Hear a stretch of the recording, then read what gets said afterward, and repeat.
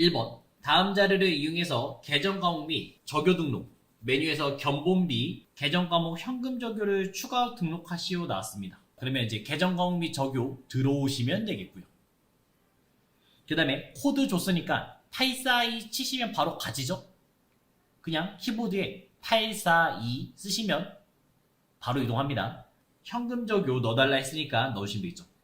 2번 전자제품 샘플 제작비 지급 써주시면 끝나겠고요. 두 번째 문제 세무사랑의 기초 채권 및 채무 올바른 잔액은 다음과 같다. 주어진 자료를 검토해서 잘못된 부분을 오류 정정하고 누락된 부분을 추가하시오 나왔습니다.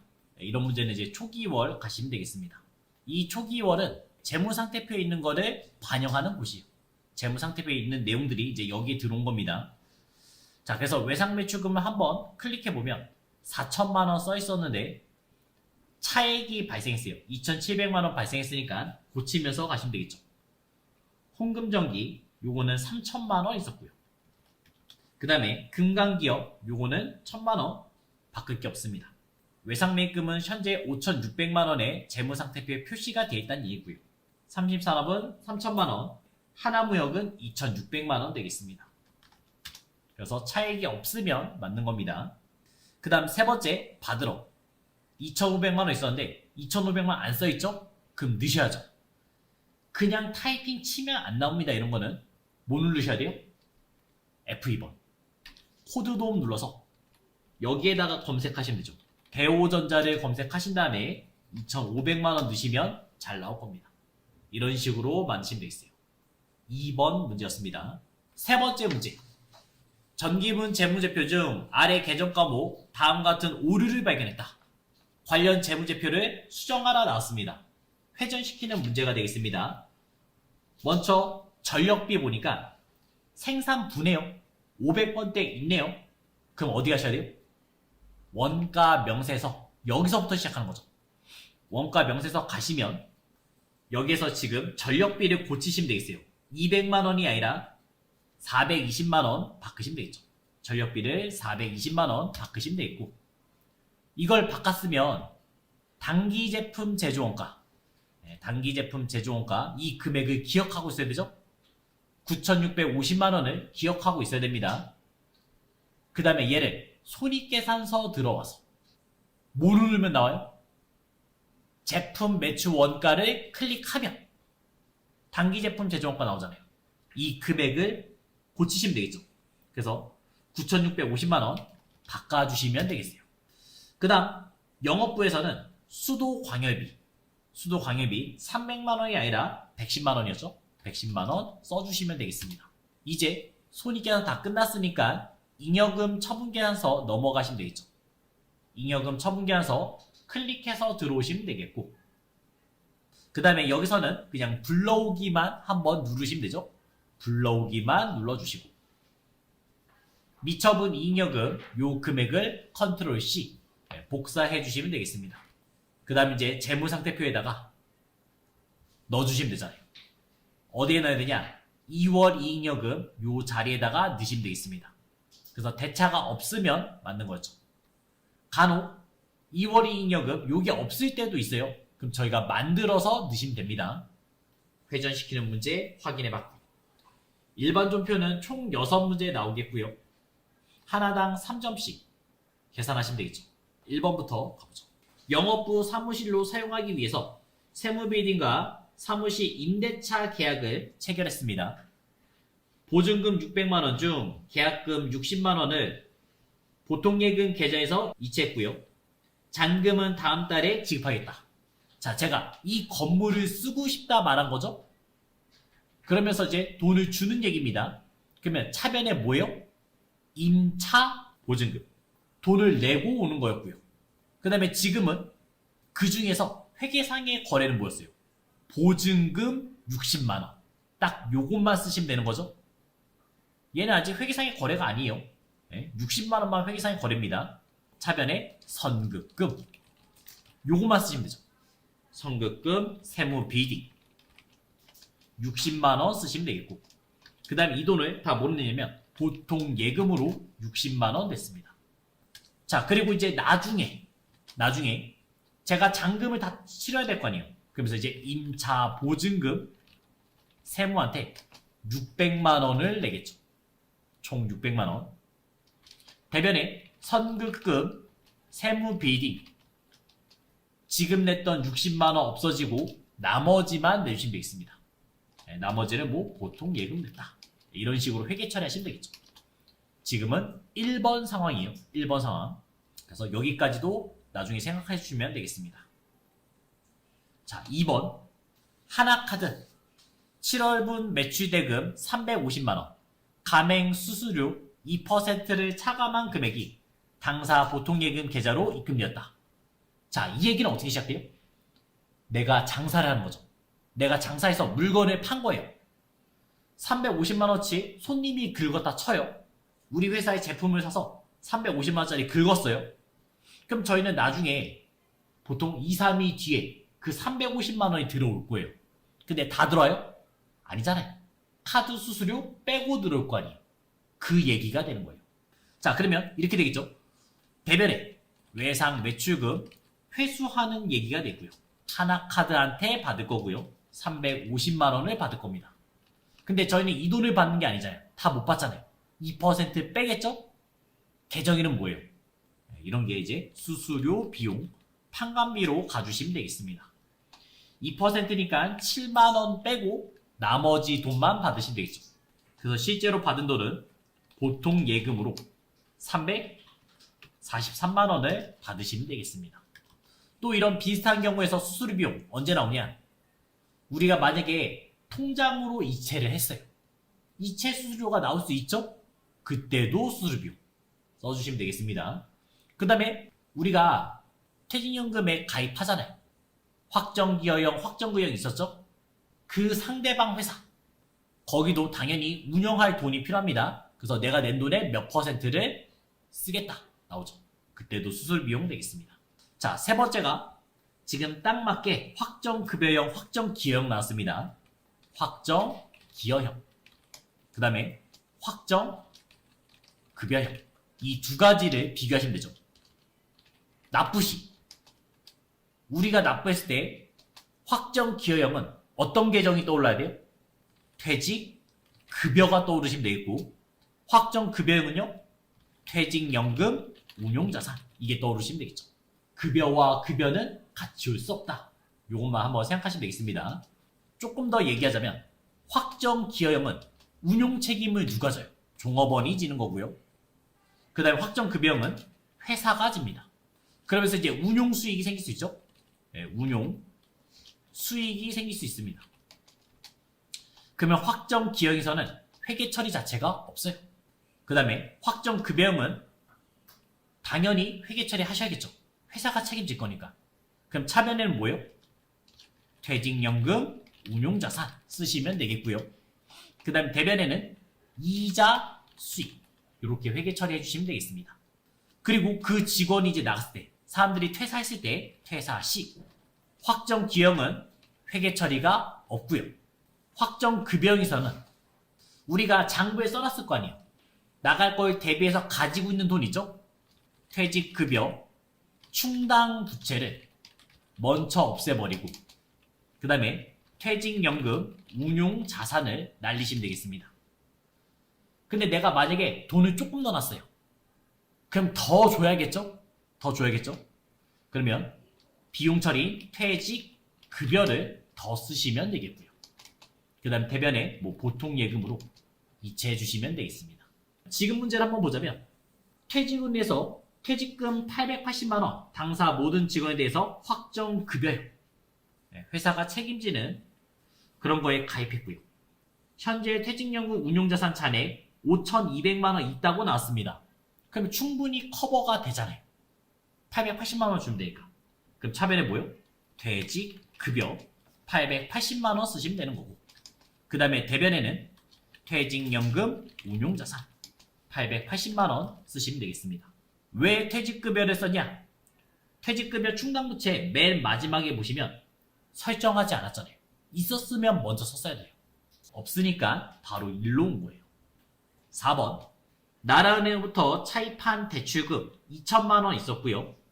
조기 상환하기로 했습니다. 내가 이거를 빨리 갚겠다. 이렇게 말하는 거죠. 자, 그러면 처음부터 한번 해보죠. 처음에 이제 빌렸을 때. 그래서 대출 받았을 때 상황을 보면 뭐 보통 예금으로 2천만 원을 빌렸다 치고요. 그 다음에 대변에는 장기 차입금 2천만 원 돼 있습니다. 이런 거는 나라은행 2천만 원. 요건 대출 받는 상황이 돼 있고요. 그리고 저는 이 돈을 갚고 있는 모습이죠. 지금은 갚고 있는 모습이에요. 그래서 장기 차입금 나라한테 2천만 원을 갚고 있고요. 그러면서 원금과 이자를 주고 있습니다. 내가 실시에 준 돈 보통 예금으로 2,020만 원 줬죠? 이자까지 포함해서 2,020만 원 줬죠? 나머지 20만 원 계정이는 뭐예요? 돈 빌렸으니까 이자 줘야죠. 그래서 이자 비용 20만 원 되는 겁니다. 5번 다원의 제품 매출 외상대금 400만 원 중 300만 원은 동전 발행 약속어음으로 받았고 나머지 100만 원은 금전 소비대차 계약으로 전환했다 나왔습니다. 자, 그럼 처음부터 우리가 물건을 팔았을 때 외상 매출금 다원을 썼을 겁니다. 얼마치 팔았었냐면 400만 원을 팔았고요. 그 다음에 대변에 뭐 제품 매출 400만 원 쓰시면 되겠죠. 물건 팔았을 상황입니다. 그리고 저는 지금 이 돈을 회수하고 있어요. 대변에 외상 매출금 다원한테 받을 돈이 400만 원 있었죠? 근데 내가 실제로 받은 돈 얼마예요?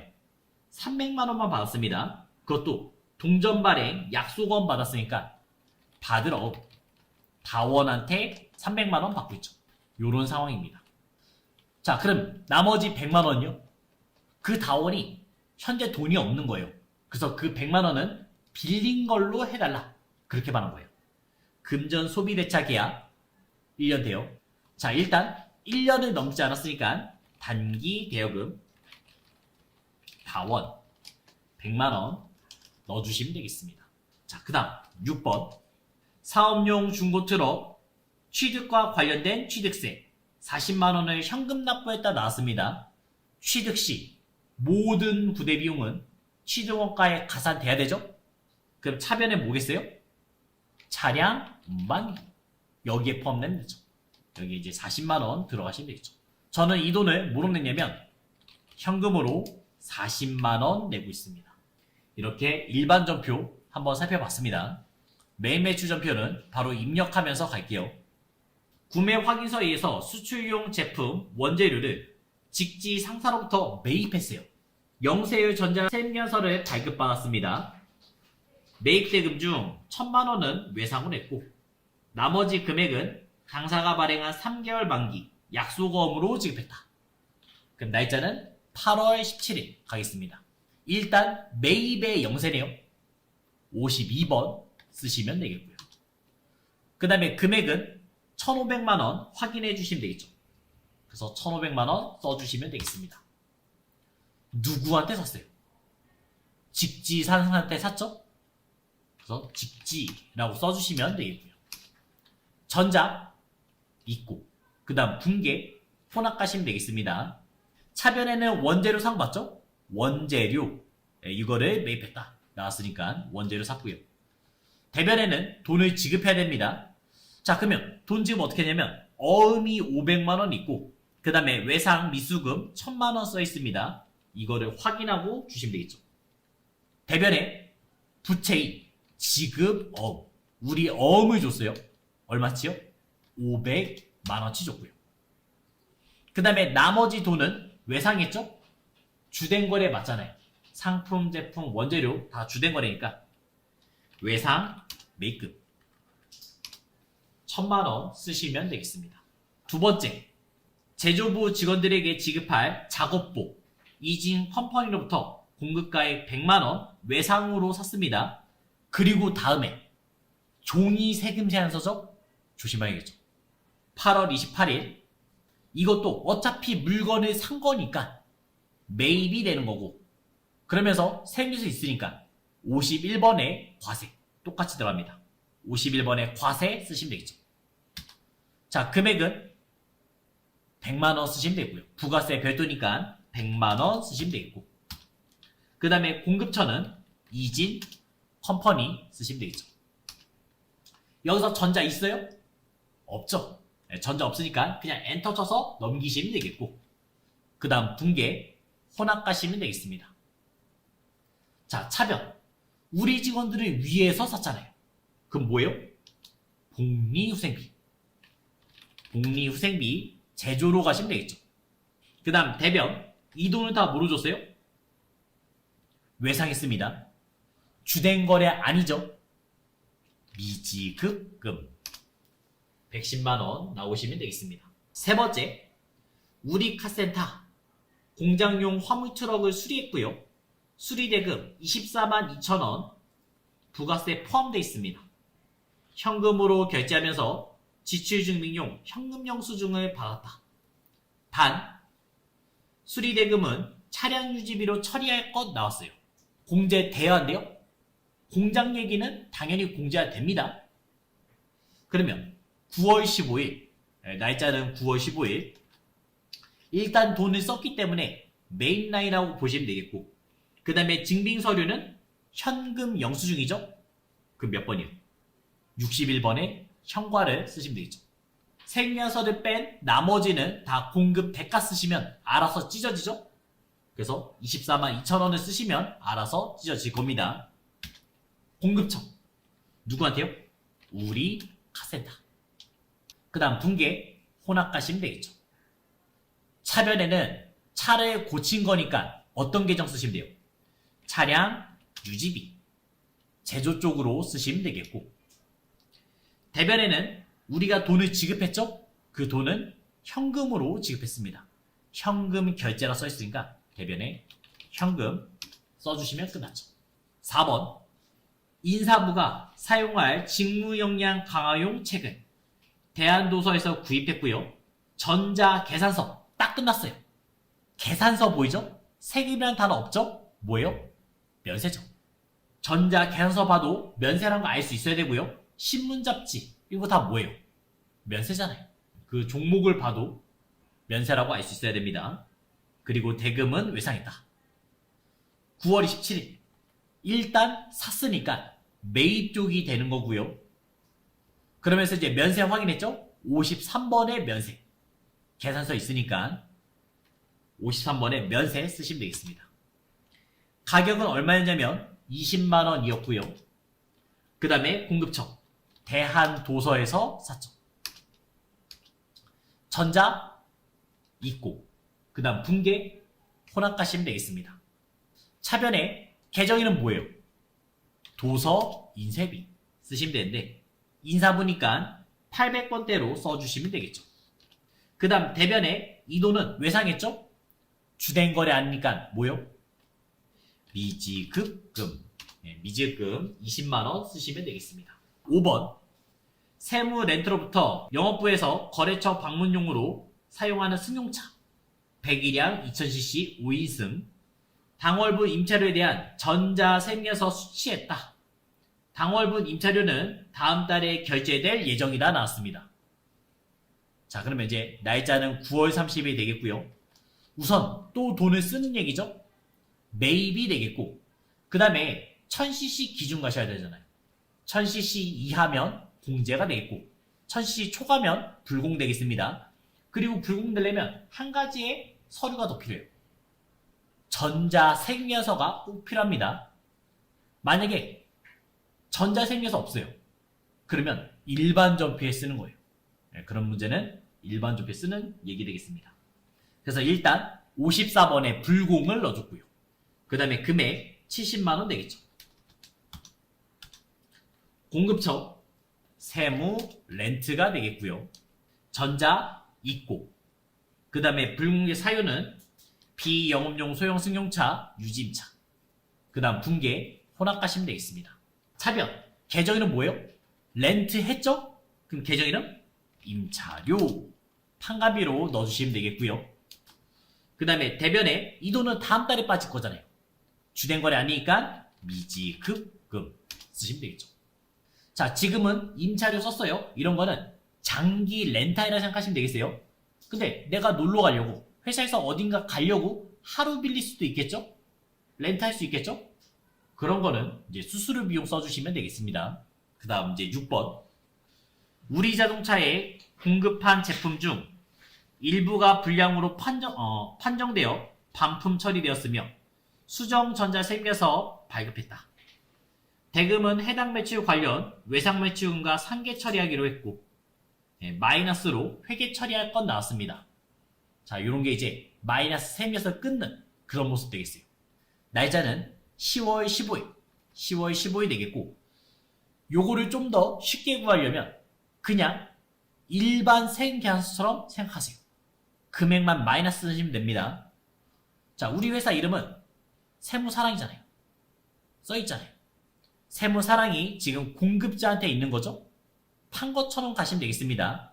그래서 유형은 11번의 과세 쓰시면 되는 거고, 그냥 금액만 마이너스 1000만원 쓰시면 되는 거죠.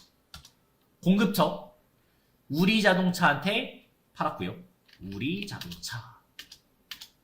그 다음에 전자 있고 붕괴 혼합 가시면 되겠습니다. 자, 그러면 차변 뭐랑 상계했는지만 확인하시면 되겠죠. 외상 매출금과 상계 처리하겠다 나왔죠? 그럼 차변에 외상 매출금 그것만 마이너스 쓰시면 끝난 거죠. 문제 4번 두 문제는 수정하는 문제 되겠습니다. 이 수정하는 문제는 일반 전표에 써야 되는지 메인 매출 전표에 써야 되는지는 제가 판단하는 거죠. 자, 1번 상문의 외상 매입금 300만원을 보통 예금 계좌에서 이체한 것이 아니라 제품을 판매하고 받은 상명상사 발행 약속금 300만원을 배서해서 지급한 거다. 자, 쉽게 말해서 배서양도 했다는 얘기죠. 일반 전표 가보면 있겠죠. 일반 전표 7월 6일 7월 6일 가시면 되겠고, 우리가 지금 보통 예금으로 써놨잖아요. 근데 배서양도 쓰니까 받으러 미 대변에 가는 케이스잖아요.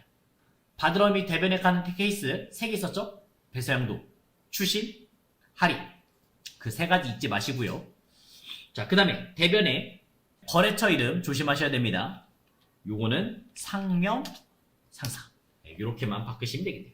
두 번째 문제 영업부 사무실 정기요금 12만 1,000원 공급 대가 써있고요. 현금 지급한 것으로 일반 전표에 회계 처리했으나 이는 제조공장에서 발행한 정기요금 한국전력공사로부터 전자생명서 수취한 것으로 확인되었다. 한국전력공사가 생명서를 직접 끊어줬겠어요? 직접 끊어주지 않고 지로를 줬겠죠? 그 지로에 전자생명서 대신했다. 그 멘트가 있습니다. 그 지로가 전자세금 계산서라고 생각하시면 되겠어요. 요번에는 부가세가 보이니까 메인 매출 전표 가시면 되겠죠. 일반 전표에 있는 12월 13일 요거는 지우면 되겠고, 그리고 이제 메인 매출 전표 12월 13일 가서 회계 처리하시면 되겠죠. 어차피 정기요금도 돈을 쓴 거니까 메인 쪽이 되는 거고요. 세금에서 있으니까 51번에 과세되겠습니다.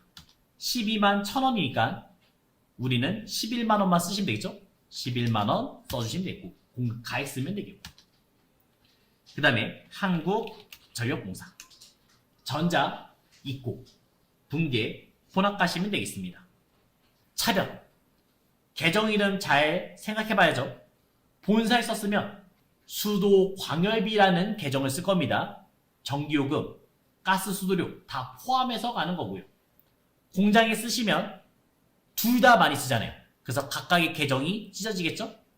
전력비, 그 다음에 가스 수도료 찢어져서 넣어주시면 되겠습니다. 지금은 공장이니까 저희가 전력비, 제조로 넣으시면 되는 거죠. 그 다음에 대변에 이 돈 다 모르느냐면 현금. 요 위에서 이제 확인하시면 되죠. 일반 전표에 있는 이 현금을 확인해서 쓰시면 편하게 쓸 수 있습니다. 다 썼으니까 일반 전표는 삭제할게요. 삭제는 F. 라인 삭제는 F5번 눌러주시면 지울 수 있고요. 결산 문제 3문제가 나왔습니다. 결산 문제는 처음 보자마자 해야 되는 게 자동인지 수동인지 판단하고 가셔야죠. 1번 결산일 기준 대한은행 장기차입금 5천만원 상환인이 1년 이내 도래할 것. 자, 이거는 뭐예요? 수동이고요. 그 다음에 2번 무형자산 특허권. 이거는 이제 감가상각하는 얘기 되겠죠? 자동이 되겠죠. 세 번째 법인세. 얘도 뭐예요? 자동이 되겠죠. 1번만 일반 존폐에 쓰시면 되겠습니다. 12월 30일에 쓰시면 되겠죠. 장기 차입금 5천만 원 있었습니다. 근데 상환일이 1년 이내 도래했잖아요. 1년이 안 남았다는 얘기죠. 그럼 저희 장기 차입금 쓸 수 있어요? 못 쓰겠죠. 차변에 뭐예요? 장기 차입금을 없애주시면 되겠고요. 대한은행 금액은 5천만 원 되겠습니다. 이거 대신에 어떤 계정으로 대체해요? 유동성 장기부채. 유동성 장기부채로 바꾸시면 되겠죠. 당연히 얘도 쓰셔야 됩니다. 거래처를 꼭 써주셔야 됩니다. 대한은행 쓰시면 끝났죠. 자, 그 다음에 이제 자동결산은 결산자료 입력. 여기 들어오시면 되겠죠. 처음에는 조회부터 하시면 되겠습니다. 조회는 엔터. 그럼 처음부터 끝까지 조회하겠다. 이런 얘기 되겠고요. 문제를 먼저 보자면 무형자산인 특허권. 내용연수는 5년이고 정액법 쓰고 있습니다. 정기말 상각 후 잔액은 2,400만 원이었다. 특허권은 2022년 1월 10일에 취득했으며 매년 법정 상각범위까지 무형자산 상각비로 인식하고 있다. 특허권에 대한 단기분 무형자산 상각비를 계상하시오 나왔습니다. 무형자산 특징을 먼저 생각하시면 되는데 첫째, 직접법 쓰죠. 당연히 간접법 써도 상관없어요. 근데 시험 자체에서는 직접법. 요걸 나올 겁니다. 자, 그러면 내가 언제 샀는지 먼저 봐요. 2022년 샀잖아요. 2022년 샀고 그 다음에 2022년 12월 30일 이때 이제 감가 상가 했겠죠. 1회 했습니다. 1회. 그 다음에 우리 시험 문제가 지금 몇 년도예요? 어떻게 하냐? 클릭해봐요. 2023년 문제잖아요. 그러면 지금 2023년 12월 30일 감가상각 요거를 지금 해야 된다는 얘기죠. 5년 쓰기로 했습니다. 그럼 벌써 1년 썼죠? 여기서 이제 1년 썼고 나머지 4년이 남아있는 거죠. 상각 후 잔액은 2,400만 원이었고요. 지금 남아있는 4년으로 나누시면 1년에 얼만큼 감가상각해야 되는지가 나와요. 나눠버리면 얼마요? 600만 원 되겠죠. 6424. 그래서 600만 원 이번에 감가상각하면 되겠습니다. 만약에 얘를 일반 존폐 쓰고 싶다 쓰셔도 돼요. 그때는 무형자산 상각비 600만 원 쓰시면 되겠고 그 다음에 대변에는 직접 쓰시면 되겠죠. 특허권 600만 원 이렇게 일반 존폐 그냥 쓰셔도 상관없어요. 무형자산은 쉽게 푸는 방법 뭐예요? 직접 상각하니까 상각 후 잔액이 있다고요. 그리고 감가상각이 몇 년 남았는지만 보시면 돼요. 정액법이니까 매년 똑같이 떨어질 거 아니에요. 그럼 제가 처음 샀을 때 만약에 얘를 2022년 1월 10날 샀다면요. 이때 얼마에 산 거예요? 특허권은 3천만 원에 산 거였습니다. 5년 동안 쓸 거니까 매년 600만 원씩 감가상각하는 거죠. 그래서 12월 30일에 600만 원 감가상각했고 그 다음에 올해 2023년 또 600만 원 감가상각하면 되는 거죠. 자, 자동결산 낼 때는 그냥 여기다가 컨트롤 F 눌러서 바로 쓰면 되죠. 무형자산 요 정도만 검색해 줘도 괜찮고요. 아니면 특허권이라고 쓰시면 더 편합니다. 무형자산 상각비 하면 여기 특허권 있죠? 600만 원 쓰시면 다 있습니다. 세 번째 문제는 법인세. 법인세에 관련된 얘기입니다. 자, 법인세 비용은 1,350만 원 산출됐다 나왔어요. 법인세 중간예나 선납세금을 조회해서 처리할 것 나왔는데 조회할 필요 있어요? 아니, 없다고요. 어차피 저희가 여기 들어온 이상 다 조회가 돼요. 맨 마지막 내려요. 끝까지 내려주시면 선납세금 나왔잖아요. 680만 원. 이거를 옆에다가 다시 한번 쓰면 되죠. 680만 원 다시 한번 쓰시면 되겠고 그러면 1350에서 680만 원 빼면 되는 거잖아요. 그것만 내면 되겠죠. 내년 3월 말까지 내면 되는 거예요. 자, 그러면 차액이 얼마요? 670만 원 되겠습니다. 그래서 이 두 개가 더해서 1350이 나오면 끝난 거예요. 법인세 등 1350 나오면 되겠죠. 다 했으니까 전표 추가 눌러주시면 되겠습니다. 만약에 얘를 일반 전표에 쓰셔도 돼요. 자동은 다 일반 전표에 그냥 쓰셔도 됩니다. 그럴 때 어떻게 하냐?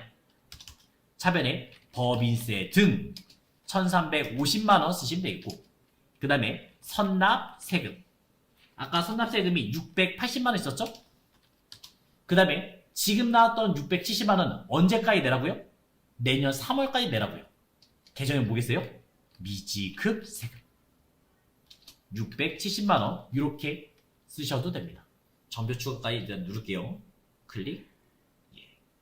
조회 문제. 이제 세 문제가 보이네요. 6월 30일 현재 현금 및 형성자산의 전기말 현금 및 형성자산 대비 증가액은 얼마냐 물어봤어요. 그러니까 얼마만큼 증가하고 얼마만큼 떨어졌냐. 작년과 비교해서. 어디 가시면 돼요. 재무상태표에 들어가면 얘는 항상 작년과 비교되어 있습니다. 작년 이 시점에 얼마였는지 재무상태표 클릭해 주시고, 그 다음 날짜 6월 조회하시면 되겠죠.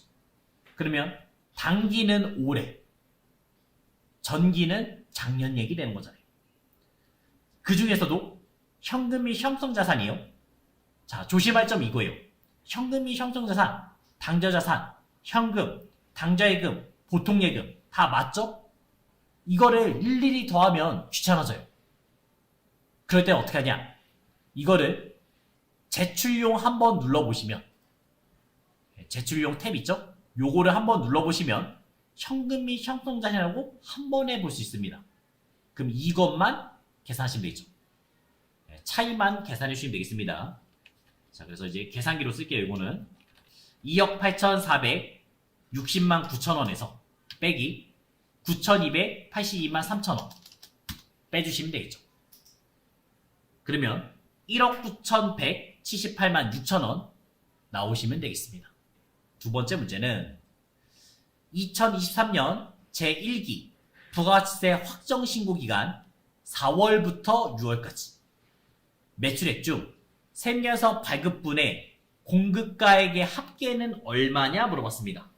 부가세 신고서에 오시면 일단 날짜 조회하시면 되겠죠. 4월부터 6월까지 조회했고요. 그 다음에 매출이잖아요. 매출이니까 이 빨간 부분 되겠고, 세무서 발급분 3억 5,173만원 보시면 되겠죠. 근데 조심할 점은 얘 하나가 아니에요. 또 뭐 있어요?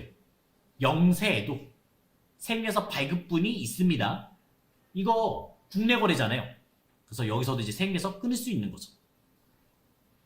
자, 이 두 가지를 더해서 계산하시면 되겠죠.